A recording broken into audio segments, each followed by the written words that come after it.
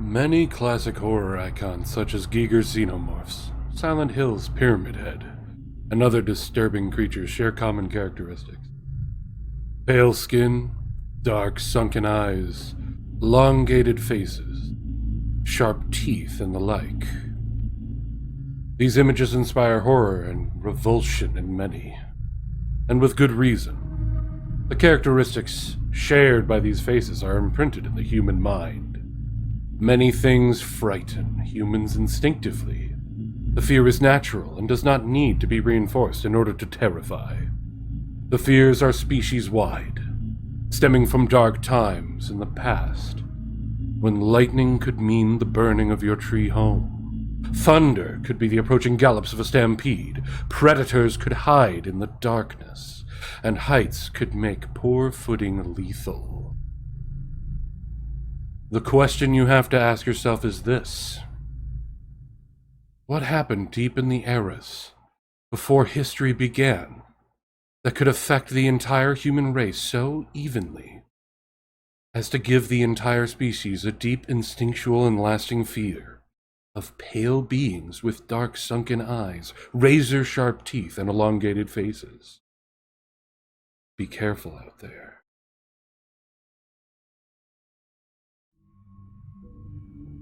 The summer of 1986 was, for the most part, pretty typical.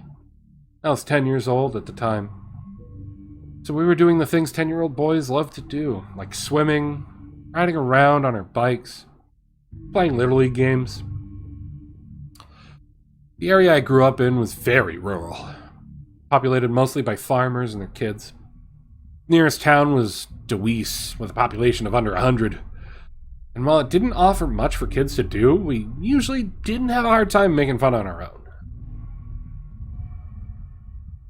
One Friday, me and my friend Kevin, Mike, and Scott decided to walk the train tracks that went out of town. Already familiar with what was down the tracks to the east, we decided, let's explore the western stretch. The tracks leading west out of town were far more raw, as they cut through the tree-lined valley that extended for miles, with the trees forming a canopy that made it feel more like a tunnel than a path. About 2 miles down the tracks, we came across an old run-down house about 100 feet from the tracks. There were no apparent roads leading to it, which led us to think it was probably an old abandoned farmhouse.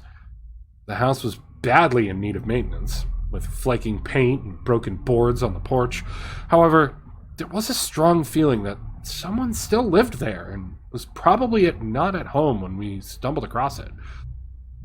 We entered the house, and it was as run down on the inside as it was outside.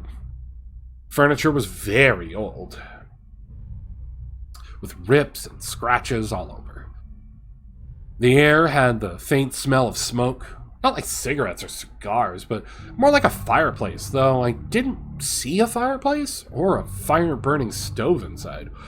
The wallpaper was faded and peeling away from the plaster walls. Lots of knickknacks were on display on shelves and curio cabinets. Being the mischievous boys that we were, Scott grabbed a vase from a shelf and smashed it on the floor. Nervous laughter erupted among us, followed by a brief pause before Mike and Kevin joined in on the juvenile vandalism. I'm stunned to see how freely my friends were destroying this stuff. So I panicked and ran from the house, thinking that somebody lives there or owns that stuff. I didn't want to get into trouble. An hour later, I've arrived at home. Saturday morning, I woke up and enjoyed cartoons and cereal, like I did every Saturday morning. However, I couldn't shake the guilt what my friends did to that house. After lunch, I reluctantly made my way back to the house and knocked on the door. A few moments passed before I saw an old woman come to the door. "Hello there, young man. Can I help you?" Yes, ma'am. Me and my friends were here last night, and they broke some of your things. I wanted to come and apologize." "Yes, I know. I caught the other 3 boys in the act. Anyway, it's really not that important. It shows a lot of character that you came back to apologize." My name is Maggie. Would you like to come in and visit for a few minutes? I agreed and entered the house again. From what I could tell, the house had been cleaned up following our rampage. I even noticed the vase that Scott smashed sitting back where I'd seen it the night before. She must have had another one stashed away somewhere. We sat in the living room and she asked me typical questions like my name, my interest, etc. A few minutes of banal pleasantries passed before she paused and said, "Now, where are my manners? Would you like some milk and cookies?" Naturally, I took her up on the offer. As she left to go to the kitchen, I realized that I'd completely forgotten about my baseball game later on that afternoon. Bolting from the chair, I tell the woman, "I'm sorry, but I forgot I have a baseball game this afternoon. I'm gonna be late. I'll come back another day." Before she can protest, I'm already out the door and heading back home. Again, I found myself running away from the house for a second time in 2 days. I made it home just in time to leave for baseball. But we had to forfeit since my friends didn't show up. They must have been grounded after getting caught by Maggie. She tattled to their parents about the vandalism. After spending more time thinking about how I left the day before, I started to feel guilty for leaving the old woman so abruptly. So I decided to unburden myself to my dad. I explained what we had done, how I'd gone back to apologize.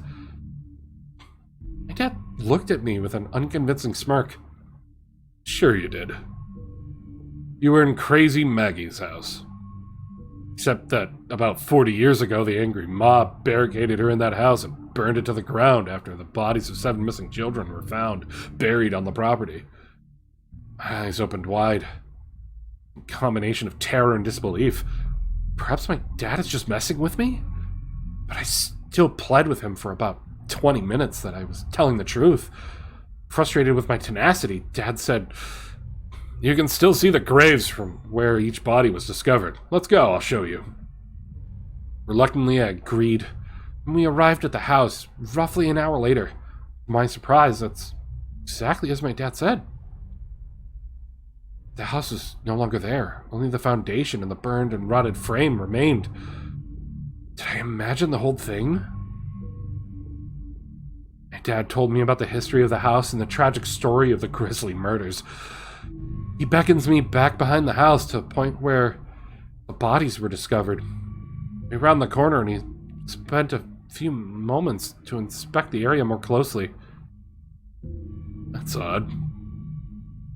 I thought there were only 7 murders. Why do I count 10 graves?"